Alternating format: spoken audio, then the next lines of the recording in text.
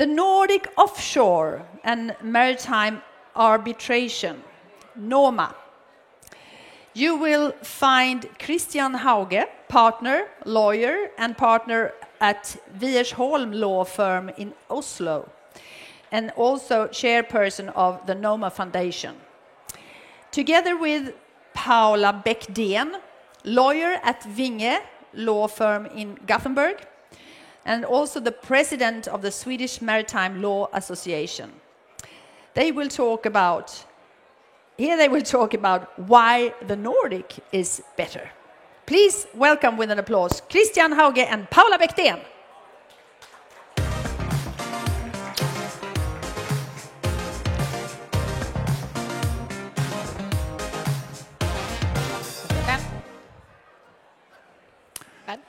Hej alla!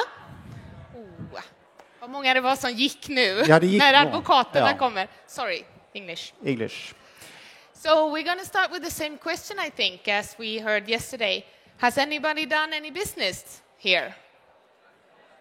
Raise your hand if you have. You have? Have you entered into a contract? No contract No yet. contract yet. So, but when you draft a contract, when you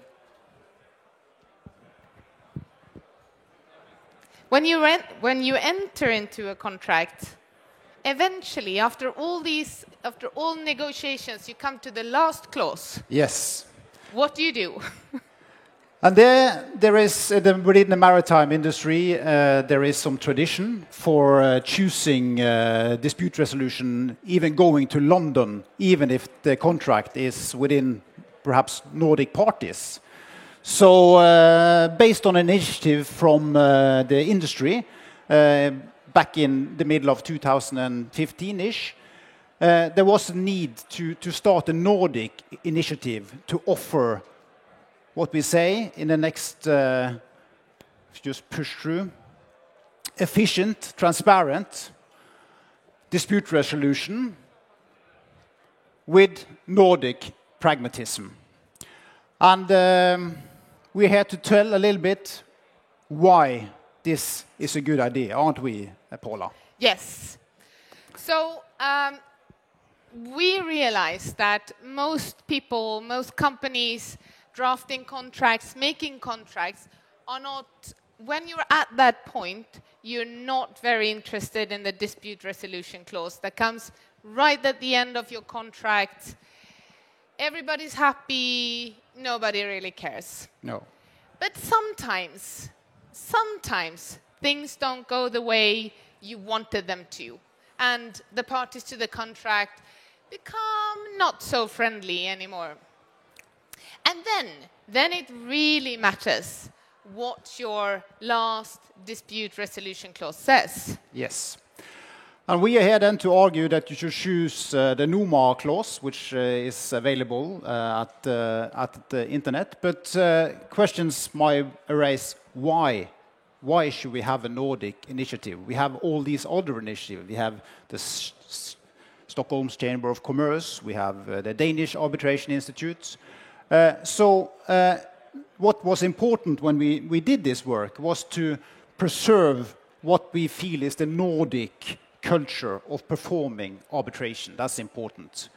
And so it was important to have transparency, transparent rules, and transparent best practice guidelines. But also it was important to make an institutionalized body to govern these rules. And most of you have probably heard about ICC. It's a very traditional and very well-renowned institute with rules going back to the 1920s. But it's quite expensive. On the other hand, we have ad hoc arbitration, which is, at least in Norway, very normal, and not so normal here in Sweden, I guess, but also in Denmark. Which means that you don't use an arbitration institute, but the parties do it themselves. Yes. So the Nordic Maritime Arbitration Initiative is something in between, a little bit closer to ad hoc, but still with institutionalized rules. And just a short on what that means. It means that there is no administrative fees for following up the arbitration, but there is possibilities for NOMA and its procedural committee to act if the parties need assistance in the dispute. And that's, for example, appointment of arbitrators, it's removal of arbitrators, and it's potentially censoring the arbitrators' fees. Basically, if the parties end up not even being able to agree on how to perform the resolution of the dispute between them, then you might need somebody to help, and that's something that the NOMA board can assist with. Absolutely. And this is potentially, this is where we are competing. We are competing with London. And London has a lot of cases, maritime cases each year, is well established. But we want to make a real alternative for all the maritime players to choose a Nordic version instead of going to London. A place where you can get arbitrators from the Nordic countries, especially you can obviously use the NOMA clause in all your contracts, but as Christian said, especially when you have contracts with two Nordic parties, there is in the Nordics a different way of thinking. I think we have a different efficiency, a different pragmatism. We have a situation where arbitrations have not become ridiculously expensive yet. Yes. That's something we want to preserve. Absolutely. It's very important. And just short on how NOMA is organized, and that shows the maritime anchor in this. It's all the Nordic Maritime Law Association, which is the members of this foundation or association, which is the driving force with its local members. So, and that's something to really point out. NOMA is not a profit-making institution.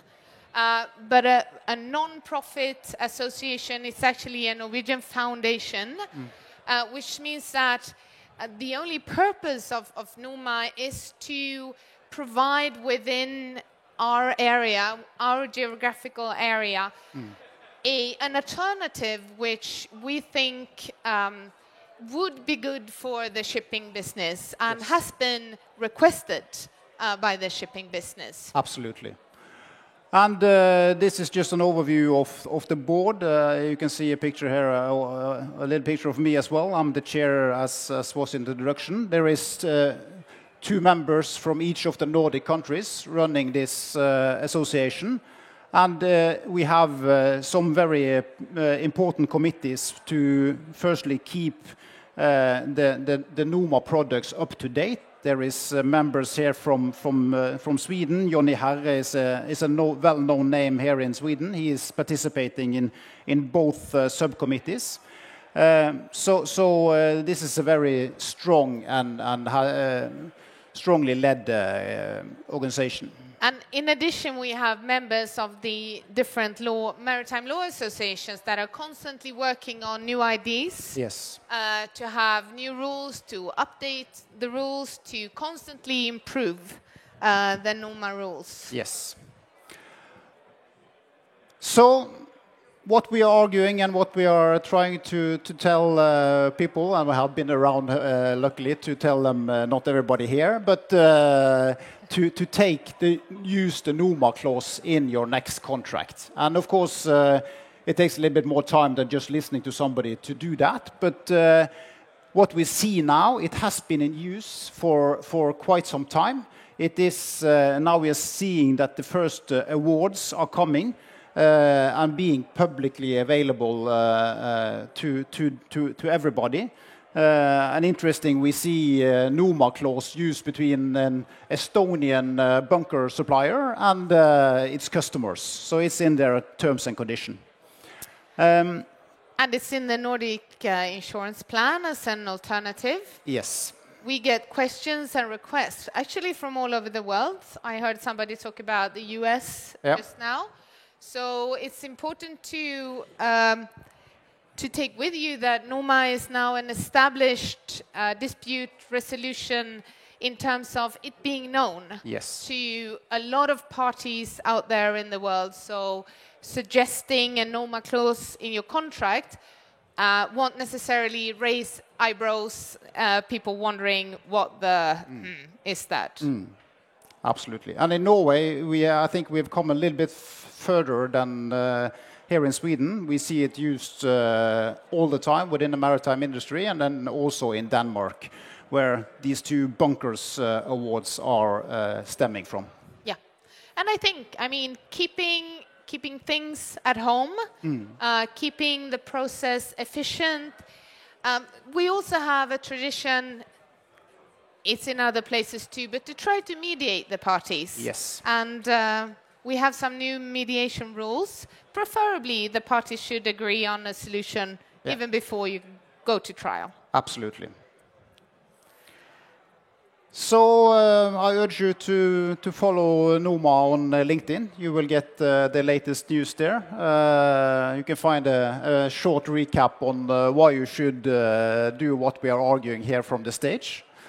And also, and most importantly, a month from now, we have the first Noma Day, also here in Gothenburg. Oh, yes, yes. So follow us on LinkedIn and you'll get all the information. And we'd like to end by challenge all 5 of you listening to us to get Noma in your next contract. And obviously everybody following us on the YouTube direct channel. Definitely. So, yeah, thank you. Thank you so much. Thank you so much. I have to ask you and refer to Jonas Backman. Have you done any business? You just arrived. I just You have. arrived, but Yes, I have gotten you a have. lot of intelligence which will help them which are doing business to make better business. So some contacts that can be business Yes. in the future. That's good. We have more long-term relationships but many of them start here. That's good. I don't know if you told us, but in my mind, how many dispute or controversy you say have your rules been applied in? And that's a number which is not readily available because a lot of these awards are confidential.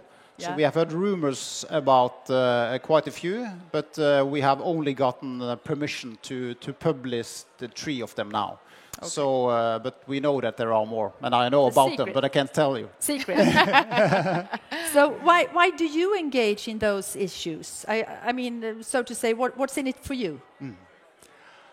That's a very good question, and I think the simple answer is that we are living to assist the people doing business to make better business, and seen from our perspective, they will be better off going to solve the disputes when that arises in the Nordics instead of going to London, which takes more time and it costs more money. So it's facilitating good business because nobody is living off disputes, but it happens and it has to be solved when it arises. And we're part of this business too on our side, and we have an interest in our clients and everybody else in the business being able to do what we think is a good solution for everybody. Yeah. Yes. Is it your first time at Donsö Shipping Meet? It is, and it's fantastic. So what is your experience? I just arrived a couple of hours ago, and I must say I'm really, really impressed. So next time I think I'll do the full experience, including the dinner. And you? It's my third. Yes. Yeah. But you had a dinner yesterday. Yeah, it's my But my third of dinner. course you will come back. Yeah, I will come back, of course. Of course. And you too. I too, me too, I promise. Thank you so much, Christian Hauge and Paula Bäckden, for Thank you this for valuable inviting input. Thank you so much.